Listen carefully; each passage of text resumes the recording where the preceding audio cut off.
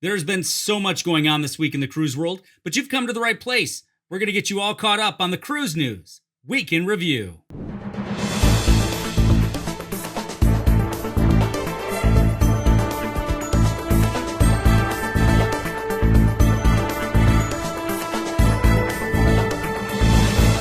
Welcome back, cruisers. I'm Mark, and you're watching the Cruise News Week in Review, the show where we catch you up on all the happenings in the cruise world each and every week. And man, what a week it was.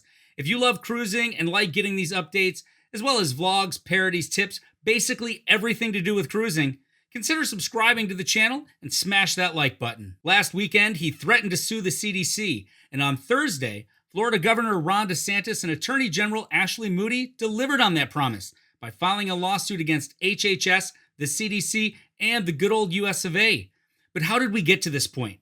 Like I said, a lot happened this week, so let's rewind a bit. Last Sunday, Norwegian Cruise Line removed all sailings for July and August from its website. Now, NCL had previously canceled all of their June cruises, and then on Monday, the company sent a very well-crafted letter to the CDC asking for permission for their Norwegian, Regent, and Oceania brands to start sailing from the US on July 4th at 60% capacity with all guests requiring vaccination. Essentially, NCL was asking the CDC to lift the conditional sailing order for Norwegian Cruise Line vessels. In one of my favorite parts of the letter, Norwegian Cruise Line Holdings President and CEO Frank Del Rio writes, "We look forward to joining the rest of the travel, tourism, and hospitality sectors in participating in this next phase of our recovery.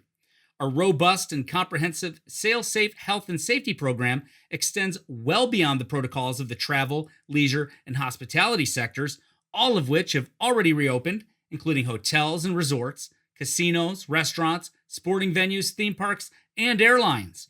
With vaccine mandates and strict health and safety protocols in place, we believe we can provide a uniquely safe and healthy vacation experience. With our vessels back in operation, we will not only reinstate thousands of American jobs and meet the significant consumer demand for cruising, but also recontribute billions of dollars to the U.S. economy as the industry resumes cruise operations." I mean, that's good stuff, right? Very valid points. And also on Monday, Galveston Port Director Roger Reese called on the CDC to lift the conditional sailing order and allow safe, sustainable, phased cruising to start in July. In a statement, Reese said the CDC has put the multi-billion-dollar U.S. cruise industry in limbo with no updates since it issued the CSO in October of last year. He noted that the CDC has taken no action steps, despite the facts that millions of Americans are vaccinated. COVID case numbers in the U.S. have declined significantly in recent months. Cruise ports and cruise lines have put measures in place for safe, sustainable cruising, and cruising in markets around the world has resumed while preventing or limiting the spread of the virus. Now, we're starting to see a pattern here, right? Everyone involved with the cruise industry is fed up and ready to cruise again. Then on Tuesday, NCL revealed that they will restart service this July with cruises from Jamaica, the Dominican Republic, and Greece on the Norwegian Joy, Jade, and Gem.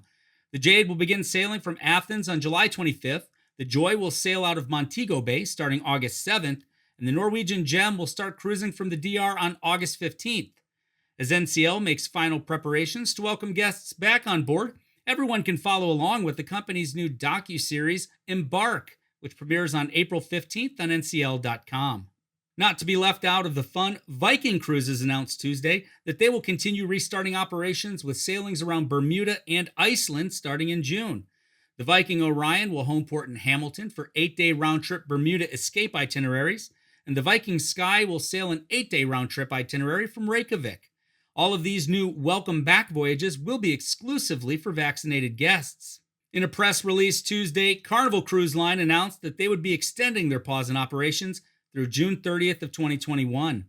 Carnival Cruise Line President Christine Duffy said, "We know that this is very disappointing to our guests who continue to be eager to sail, and we remain committed to working with the administration and the CDC to find a workable solution that best serves the interest of public health. We are asking that the cruise industry be treated on par with the approach being taken with other travel and tourism sectors, as well as U.S. society at large. While we have not made plans to move Carnival Cruise Line ships outside of our U.S. home ports, we may have no choice but to do so in order to resume our operations, which have been on pause for over a year."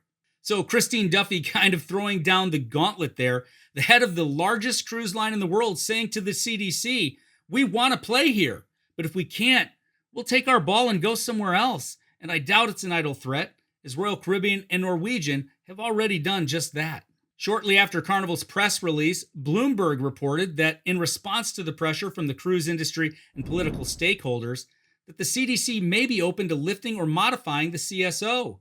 The report cited a CDC spokesperson that said the agency's goal aligns with the desire to resume passenger operations in the United States, expressed by many major cruise ship operators and travelers, hopefully by midsummer with restricted revenue sailings. And the internet went crazy. Now, the way I see it, nothing has really changed. The CDC still expects the cruise lines to work their way through the phases of the CSO in hopes that they can sail by the summer. I think that's a long shot. Wednesday, at Carnival Corporation's weekly business update call, CEO Arnold Donald said he was very disappointed in the recent CDC guidance, but added that the company was continuing to work with the agency and current administration to find practical approaches to resume cruising in a way that is in the best interest of public health. Carnival Corporation aims to have all 9 of their cruise brands sailing this summer and expects that ships will come back on a staggered basis, with occupancy rates ramping up over time. Disney World is open for business. Disneyland is set to reopen at the end of this month, but due to that pesky CDC conditional sailing order, Disney Cruise Lines is now canceled through June. All sailings on the Disney Dream, Fantasy, and Wonder have been canceled, as well as the European season for the Magic. That ship will be sailing a UK itinerary that we told you about last week. But it wasn't all bad news for Disney Cruise Line this week, as the company reached a significant milestone in the construction of their new ship Disney Wish with the traditional keel-laying ceremony. The Disney Wish will be around 144,000 gross tons. With 1,250 guest staterooms, it will be powered by liquefied natural gas. The Wish is scheduled to sail her maiden voyage in the summer of 2022. And the cancellations continued as Virgin Voyages announced Wednesday that they have canceled their entire summer season out of Miami for the Scarlet Lady. This affects all sailings from July 4th through September 17th, and we didn't have to wait long to find out what Virgin was up to, as they announced a summer soiree series for vaccinated UK residents that will set sail from Portsmouth in August of 2021.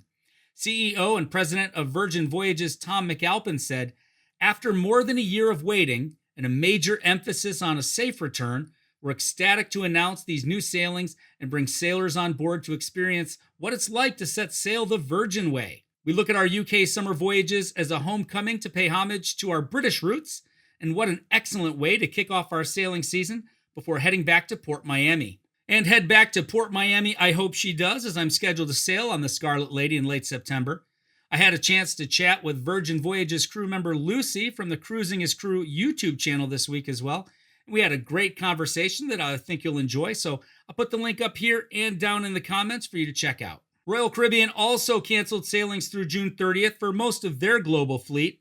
As we've previously discussed, the company does have ships currently operating in Asia, and more set to come online soon in Israel, Cyprus, the UK, and the Caribbean, but not here in the US. And now that we're caught up on the week's events, that brings us back to Florida Governor Ron DeSantis, who talked about the new lawsuit at a press conference Thursday. As the federal government and the CDC has locked down this industry for over a year.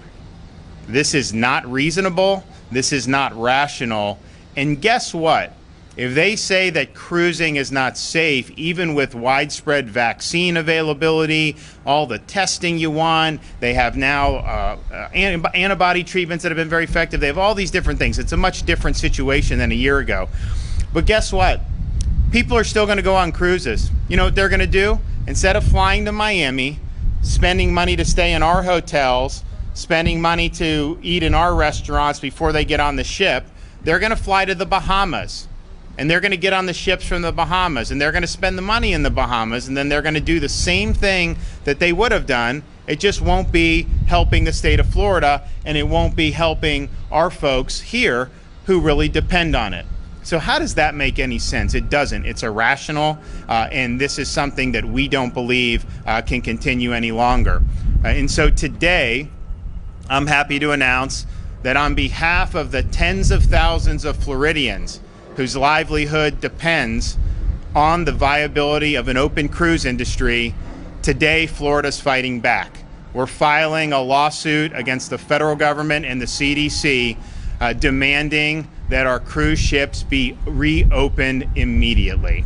People are going to cruise one way or another. It's a question is, are we going to do it out of Florida, which is the #1 place to do it in the world, or are they going to be doing it out of the Bahamas or other locations? I put a link below to the entire complaint, but in summary, Florida is asking the court to set aside the CSO, issue a preliminary and permanent injunction against the defendants from enforcing the CSO, postpone the effective date of the CSO, declare the CSO unlawful, and declare that the cruise industry may open with reasonable safety protocols immediately. Evacuations from the eastern Caribbean island of St. Vincent continued yesterday as an explosive eruption rocked La Soufriere volcano. St. Vincent's prime minister declared a level 3 substantial prospect of disaster Thursday, and both Carnival and Royal Caribbean stepped in to help. Carnival dispatched the Paradise and Legend, and Royal Caribbean volunteered the Serenade of the Seas to assist with transporting residents to neighboring islands for safety. Well, with cruising dominating the news this week, all 3 cruise stocks posted gains. Royal Caribbean closed the week at $89.85 a share, up 3.6%. Carnival Corporation and PLC climbed 8.68% to close at $29.30 a share.